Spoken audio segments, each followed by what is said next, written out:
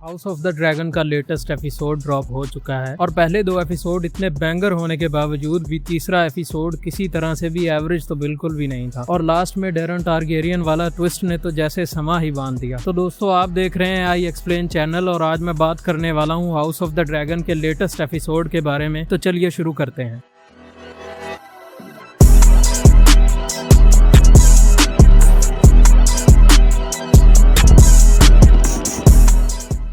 तो रनेरा ने King's Landing पर कब्जा कर लिया है और अब वो क्वीन है, लेकिन किंग्स लैंडिंग पर कब्जा एक बात है और उस पर हुकूमत करना एक अलग ही चैलेंज है, क्योंकि खजाना खाली है और लोग भूख से मर रहे हैं। शहर के सारे अमीर लोगों ने सारा अनाज अपने पास स्टोर किया हुआ है और आम लोग अपनी क्वीन की तरफ देख रहे हैं इंसाफ के लिए। ऐसे वक्त में किया गया छोटे से छोटा फैसला भी हजारों लोगों की जिंदगी बदल सकता है। इस एपिसोड में भी हमें एमा डार्सी यानी अपनी क्वीन रनेरा के रोल प्ले करने वाली एक्ट्रेस की जबरदस्त परफॉर्मेंस देखने को मिली। एक क्वीन जो इतनी मुश्किलों से एक ही बार में डील कर रही है, उसके एक्सप्रेशंस में जो एक कांस्टेंट प्रेशर और अनसर्टेनिटी होनी चाहिए वो एमा डार्सी के चेहरे पर साफ नजर आती है। मतलब अगर डायलॉग नहीं भी हैं फिर भी आप सिर्फ फेस देखकर ही अंदाजा लगा सकते हो कि क्वीन कितने प्रेशर में है। और कुछ शॉट्स में एक्सप्रेशंस तो इतने बेहतरीन थे कि बिना डायलॉग के ही सारी सिचुएशन समझ आ जाती है। फॉर एग्जाम्पल जो डेरन टारगेरियन वाला सीन था एंड में, उसमें सिर्फ एमा डार्सी के एक्सप्रेशंस देखकर ही समझ आ जाता है कि कुछ न कुछ गड़बड़ है। इस सीन में ओलिविया की परफॉर्मेंस भी बहुत अच्छी थी, लेकिन एमा डार्सी का जवाब नहीं। डेमन का करैक्टर इस एपिसोड में भी काफी इंटरेस्टिंग था। डेमन फुल पावर के नशे में था और उसके पास हर मुश्किल का एक ही सोल्यूशन था कि जो भी सामने आने की हिम्मत करे उसे मिटा दो। लेकिन रनेरा सब अपने फादर किंग विसेरिस के तरीके से करना चाहती थी। तो यहाँ रनेरा और डेमन की आइडियोलॉजीज में थोड़ा सा डिफरेंस है और कोरलोस और रनेरा के बीच में भी एक कोल्ड मोमेंट आया था। असल में कोरलोस अपने बास्टर्ड बेटों को अपना नाम देना चाहता था, लेकिन रनेरा कहती है कि वो अभी ये नहीं कर सके क्योंकि रनेरा के बच्चों पर भी बास्टर्ड होने का इल्जाम लगा था। ऑल्दो ये इल्जाम नहीं, वो सच में ही बास्टर्ड है। लेकिन रनेरा कहती है कि पहले वो लोगों का भरोसा जीतेगी, उसके बाद इस तरह के चैलेंजिंग फैसले देगी ताकि लोग आसानी से मान जाएं। लेकिन कोरलोस यहाँ पूरे गुस्से में आ गया था और वो रनेरा के सामने ही उसके सारे बच्चों का नाम ले लेकर बास्टर्ड बोल देता है और ये कहीं न कहीं शॉकिंग था। आई मीन सोचो यहाँ डेमन होता तो